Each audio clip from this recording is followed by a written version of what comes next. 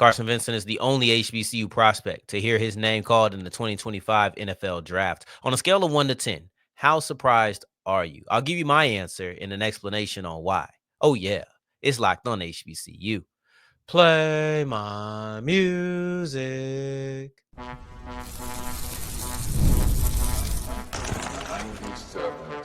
You are Locked On HBCU, your daily podcast covering HBCU sports.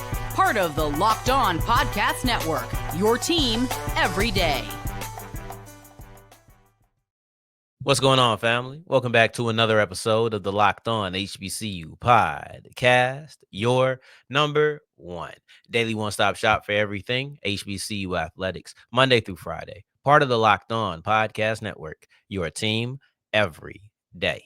And I, of course, am Darrion Gray, a.k.a. the Mouth of the South, Texas Southern alum and former TSU Herald Sports editor and current contributing writer at USA Today Saints Wire. Thank you for going on this journey with me, making Locked On HBCU your first listen of the day every day. And remember, just because the mic cuts off does not mean that the journey is over. Just means it's time to follow me on Twitter at South Exclusives. Starts with an S and ends with an S. Today's episode is brought to you by the Amazon Fire TV Stick 4K. Turn any TV into your Xbox. No console needed. Head to Amazon.com/Fire TV Locked On to learn more.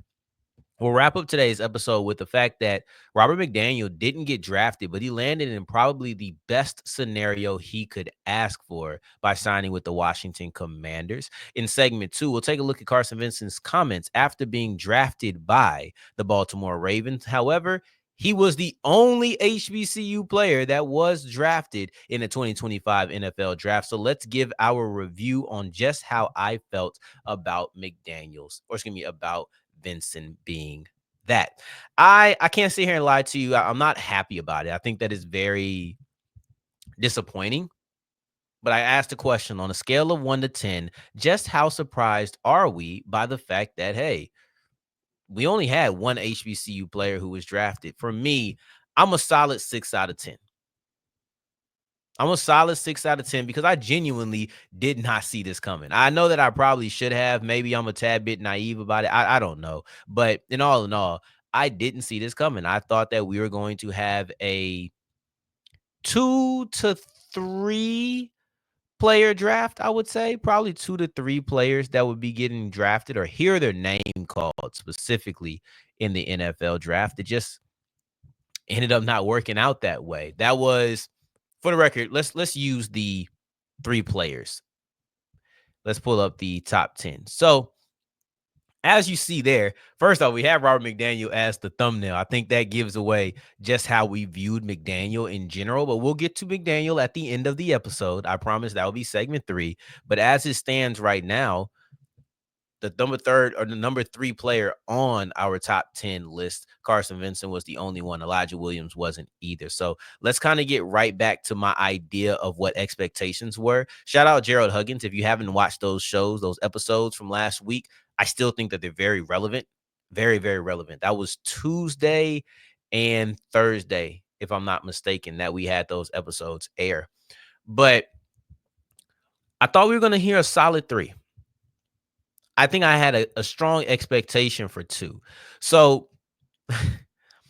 6 out of 10 is still pretty moderate. I wouldn't say that I'm stunned. I say it wasn't what I expected. Surprise may not even be the right word to say about how this year's NFL draft transpired. It's definitely not stunned. If it was stunned, I'd have been a 9 out of 10. I don't even think it's surprise. That's probably 7 and up. I'm just a little bit, this was unexpected to me. And it's not what I thought would happen. And one thing that I realized is every year after the draft, we come on and we have this conversation of, oh, I'm going to expect the worst. And I realize I'm lying to myself. I'm lying to you. I don't go into every single draft season expecting the worst. I go in there expecting what I expect. And in 2025, I expected Carson Vinson to be drafted. And I was right about that. I can't lie to you. I had confidence. I wouldn't say I expected, but I had confidence. And right underneath expected that Robert McDaniel would get drafted. And then I had I thought there was a chance. So I could come in, woe is me every year. I'm tired of those types of conversations. Those type of conversations are boring to have every single year. And for me, it's redundant. It's unnecessary. You don't get anything from that. There's no value here. And not only that, I realize I don't move with that mindset. I don't operate with this idea that I'm going to expect zero players to be drafted every year. I will say it tempers my surprise level. It's difficult for me to be surprised when players I thought would be drafted aren't drafted, but maybe I just haven't reached the point that others have. I find it to be pessimistic. I go in with the realistic view of what I think is a realistic view. I don't evaluate players simply for who they are as players. I understand that there are going to be hurdles that are almost impossible for most of the guys to get over. But I evaluate who I think has a chance to. I look at the stock. I do all of these things when it comes to who's going to get drafted. And hey, I got it wrong this year. I thought that we would see three. If it was spades, it was two and a possible. I felt confident that Carson Vinson would get drafted, and I was right. That was one I was very sure of. When it came to Robert McDaniel, I thought he had a really good chance, and honestly, I thought he was going to get drafted. When it came to Elijah Williams, a little bit less. I thought he could get drafted. I wouldn't say I thought he would get drafted. He was the possible. I thought that if there was anybody else, that would have been a stunner. But those three players are the ones who we thought could hear their name called, and it ended up only being one of those players that ended up with that honor. McDaniel did get drafted or get picked up as a UDFA, and we'll talk about him at the end of the episode. But I wanted to have a post draft content is difficult. I'll be honest with you. Post draft content is difficult in this space because it's not a lot of players that get drafted. We go in with a certain number of players we think will get drafted, and then we're typically too high. So we could come in here and do the woe is me cry thing. I'm not going to do that. I did that the year prior. I probably did it the year prior to that. I'm done with it. The truth is I had expectations. I had expectations that Carson Vinson would get drafted. I had a very strong confidence level that Robert McDaniel would get drafted. And I thought that there was a chance that Elijah Williams would get drafted. And quite frankly, I thought all three of them deserved it. It didn't end up happening. But next year, when we roll around, if Eric Hunter has the year that I think Eric Hunter can have, I don't care what happened in 2025. I'm going to say I think Eric Hunter could get drafted because whether you're overly optimistic or you're overly pessimistic, you gotta really find somewhere in the middle to find balance, to find objectivity. Because in my job, right? Like in talking sports, I can't sit here and just do the woe is me thing. I can't. It's not good content. I wouldn't watch me if I came on here doing that. But yeah, my surprise level is at a 6 out of 10. My past history keeps me from being overly shocked. Um, The one that really does surprise me would be Robert McDaniel because I thought he stood a really good shot. But we'll talk about where he landed at the end. And why was Carson such a sure thing? Let's talk about that real quick. I found Vincent to be a really sure thing because not only did he check all the boxes, he had the accolades, he has the athletic frame, he has the body type, he has the skill, he has the buzz. So he checks all of these boxes. But it's not just about that. I've seen players. Here's the thing. Carson Vinson got drafted because he was able to set himself apart early and often. See, he checks all the boxes just like other people check all the boxes. Yeah, he's got athleticism, he's got size, he's got accolades, he's got tape. He has all of these things, but he's not alone in that. So why is he the only person drafted? Because beyond just checking all the boxes, he's also passed all the tests. And quite frankly, there's certain HBCU prospects who didn't get those tests. They didn't. And that's just what it is. There's no need to cry about that either. But Carson Vinson got those tests. He went to the Senior Bowl. He went to the Combine. And when he went to these big time premier events, he won. He had a great day one at the Senior Bowl. He had a really good athletic frame. I thought that he moved well during the Combine. See, once you check all the boxes, it's like they say, it's like a video game. You done all of this. Now it's time for the big bad. It's time to fight the person at the end. And for Carson Vinson, that was the Senior Bowl and that was the Combine. And when he went in and he beat the big bad, that's what got him drafted. There's many people who check these boxes, accolades, tape, athletic frame. There's a lot of people who check those boxes. Probably a little bit less on the size. There is a size question at HBCUs. Anyway, but Vincent had the test. And it's funny because I do think running a 4.44 at the scouting combine is different than running a 4.44 at the HBCU combine. I do. I think that it is internalized by scouts differently. I think that your placement on this event says a lot for scouts. I think that you could do all of these things. It's almost like the competition level. You run a 4.44 here, and we're going to compare you to this person and that person. You run a 4.4 there. Okay, you ran a 4.4. Be cool. Anyway, I just thought he did, man. I was proud of him. I am very proud. I think also because Vincent got drafted, I don't want to sit here and take shine from him and say, oh, these people weren't drafted. I think that certain people could have been. And I think Vincent was deserving, and I think others were deserving. It's not a comparison. It's not a let's only focus on the bad. Matter of fact, let's take a little bit more time to focus on Vincent himself, because Carson Vinson is a player who got drafted by the Baltimore Ravens, and he had his opening press conference, I think, the next day. So, or actually that day. So he had his press conference on Saturday. Let's get into some of the comments that he made as we continue with Locked On HBCU. Today's episode is brought to you by Game Time. Download the Game Time app right now, and get $20 off your first purchase when you use the code Locked On College. You got to be new, can't use it before. But when it comes to Game Time, that's the only place that I would get my tickets. I know that last month, my girlfriend and I went to a basketball game. Where you think I got those tickets from? Went to the circus before that. Where you think I got those tickets from? Yeah, you can. It's not just athletic events. It's not just I want to go to a basketball game. Maybe you're in Miami. You think they're about to get swept. Oh man, I can't go to the game no more. I'm not gonna have no more shots or whatever. That's fine. Go to the circus out there. Go to a ballet out there. A concert. Go whatever it is that you choose.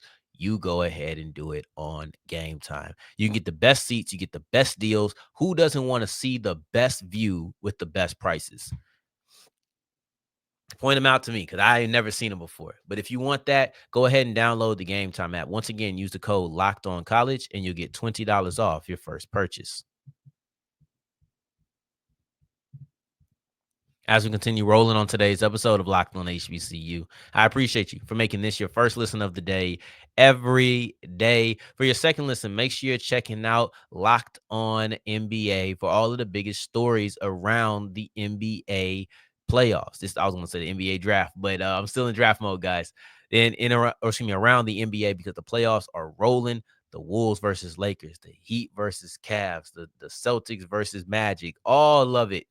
Make sure you're checking it out today. This is our draft review, and we're going to focus big time on the one player who was drafted. That is Carson Vinson, offensive tackle out of Alabama A&M, who is now a Baltimore Raven. I want to break down two quotes in one sentiment that he expressed, and this sentiment really hit home. And I think that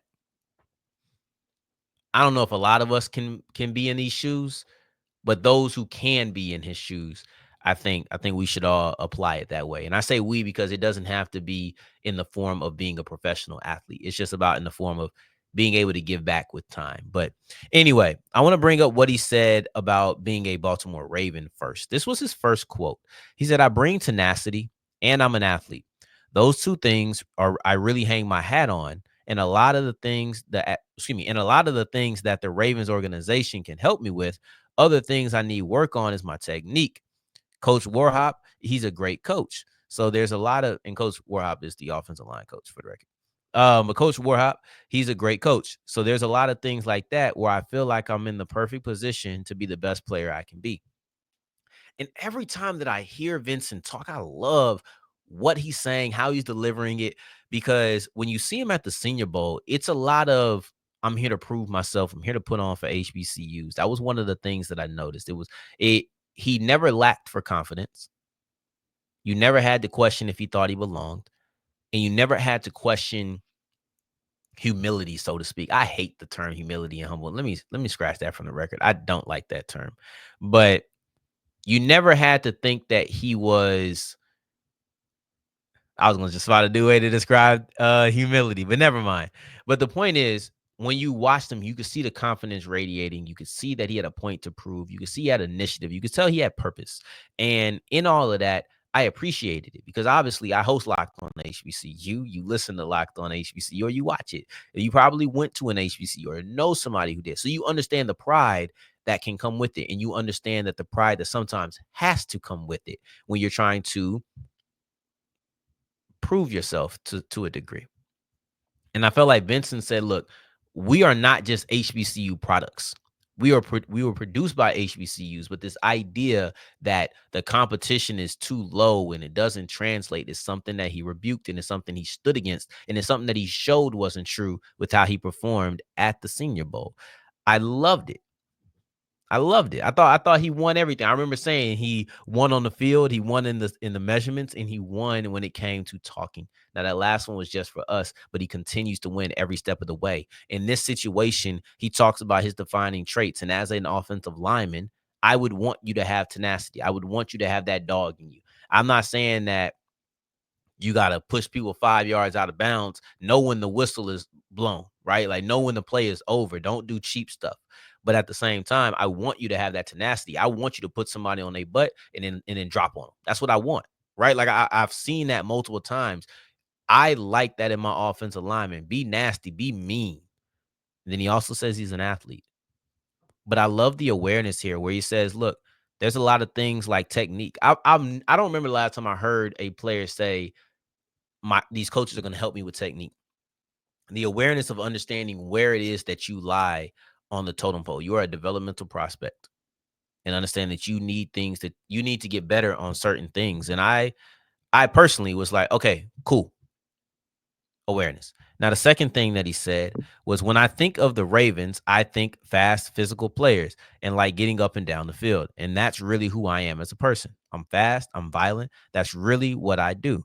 So it's a blessing made in heaven. And excuse me. And I just can't thank you guys enough. Now, of course, it's great to land in a place that really identifies with who you are and all of that good stuff. That's great. But at the same time, God, I just had a brain fart. I just had a brain fart. I can't think where it's going. Oh, man. I think it was supposed to be about the fit here. And I ended up losing it. But that's okay.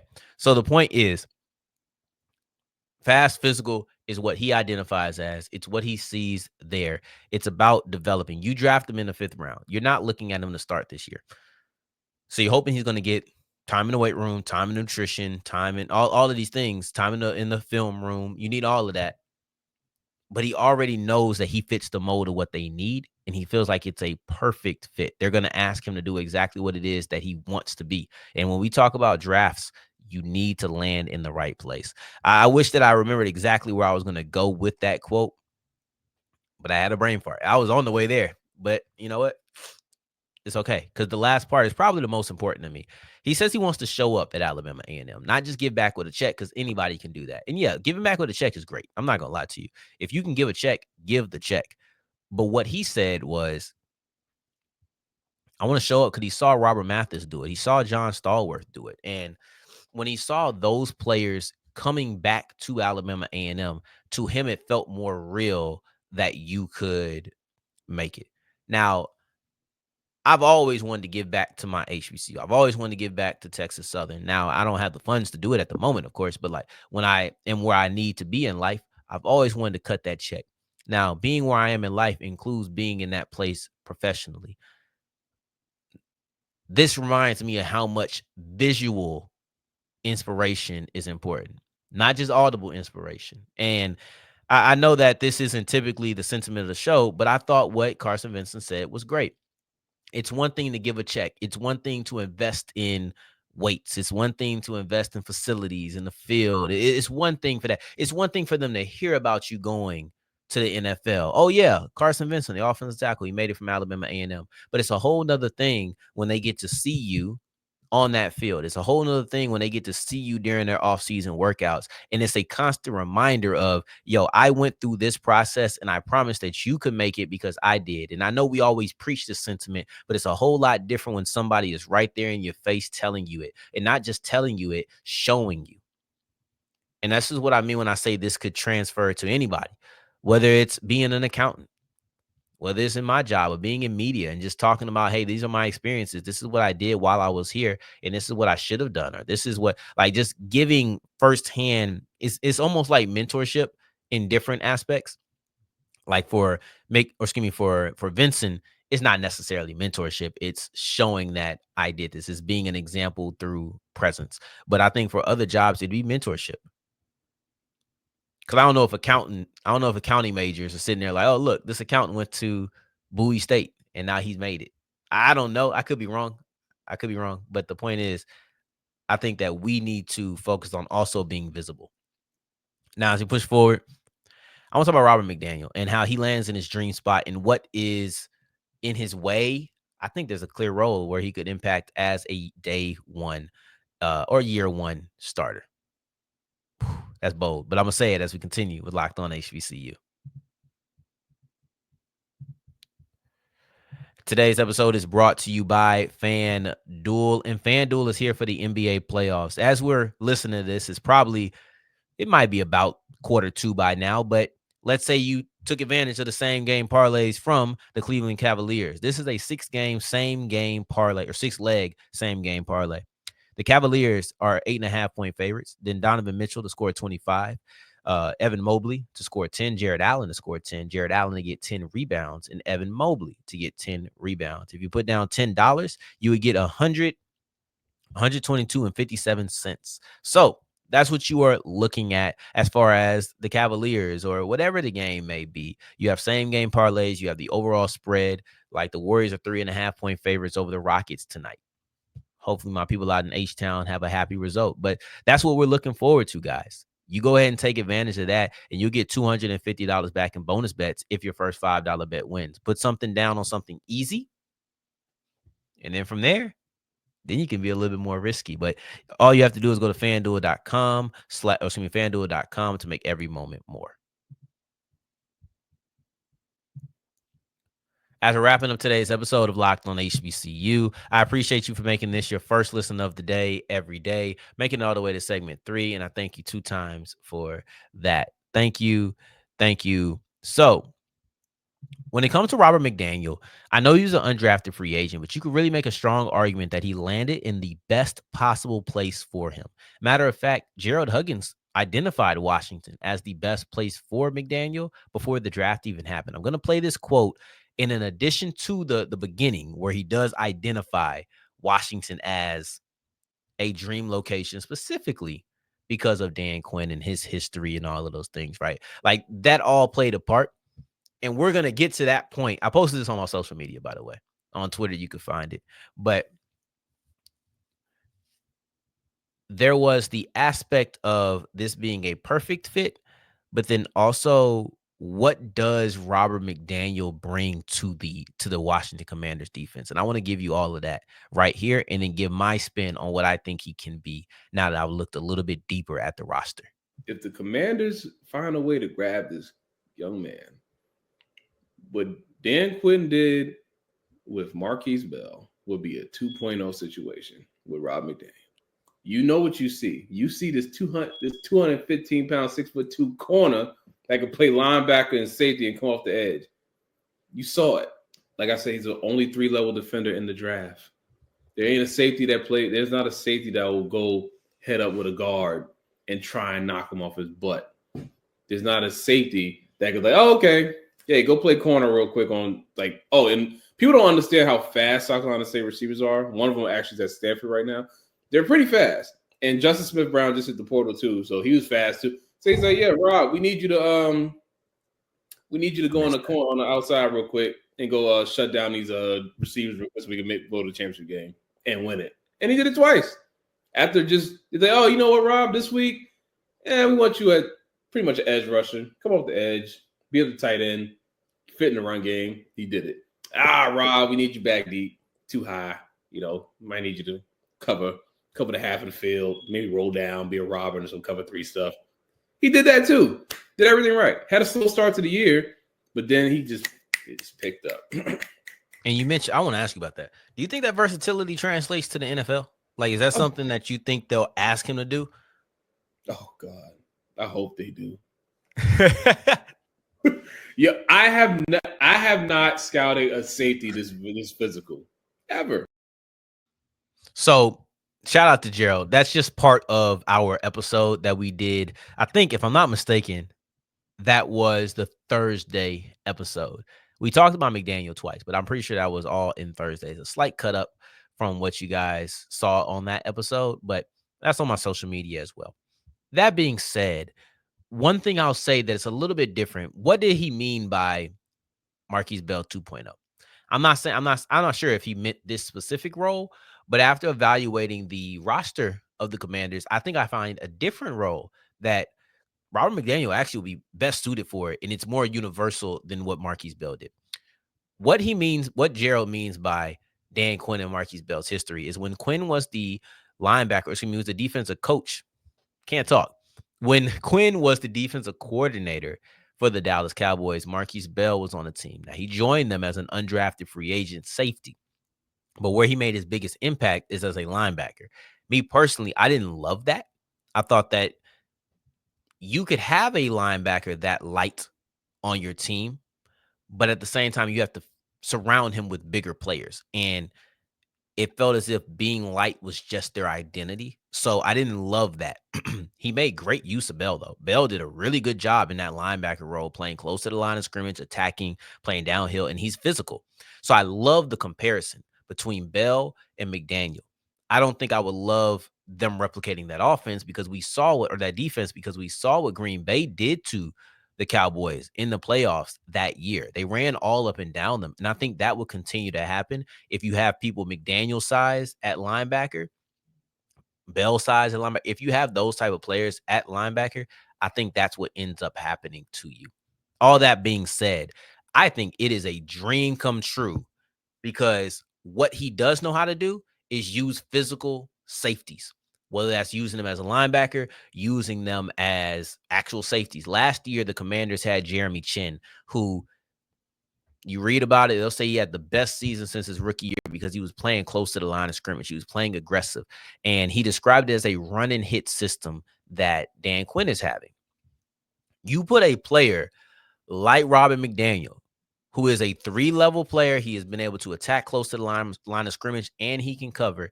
You put him in at strong safety, keep him close to the line of scrimmage, and I promise he can make impact in the running and pass game. So let me read to you real quick where the safety room lines up or how it pans out right now. So Chin left. Chin is now with the Raiders. He's in Vegas. They signed Will Harris, who was a former Saint. And I think Will Harris is aggressive. I think he's a tone setter. I actually like him a lot. I wish the Saints could have kept him. But at the same time, I think that he is somebody who should project as the starter, but you can push and you can compete. He's super durable. I'll give him that. So you might not miss him. Or you might not be able to play. He'll play every single snap. Excuse me. But I think that Will Harris is a very aggressive, in your face, is going to smack you type of safety. But I also think that's who Robert McDaniel is. And I'm pretty sure Harris is on a 1-year deal.